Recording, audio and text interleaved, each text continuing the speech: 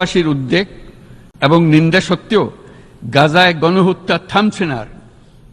ফিলিস্তিনের মতো বিদ্যমান বাস্তবতা কেবল আরব কিংবা মুসলমানদের জন্যই উদ্বেগজনক নয়, বরং তা সমগ্র মানব জাতির জন্যই উদ্বেগের বিষয়।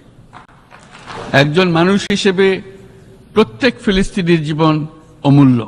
ফিলিস্তিনের জনগণের বিরুদ্ধে যে মানবতা বিরোধী অপরাধ হচ্ছে তার জন্য সংশ্লিষ্ট সকলকে দায়বদ্ধ করতে হবে। জনগণের উপর চলমান নৃশংসতা, বিশেষত নারী এবং শিশুদের সাথে প্রতিনিয়ত যে নিষ্ঠুরতা বিশ্ব দেখাচ্ছে, তা থেকে নিস্তারের জন্য বাংলাদেশ অনতিবিলম্বে সম্পূর্ণ যুদ্ধবিরতির আহ্বান জানাচ্ছে। দ্বিরাষ্ট্রভিত্তিক সমাধানেই মধ্যপ্রাচ্যে টেকসই শান্তি আনতে পারবে। তাই জাতিসংঘ সহ আন্তর্জাতিক সম্প্রদায়ের সকলকে এর বাস্তবায়নের জন্য এখনই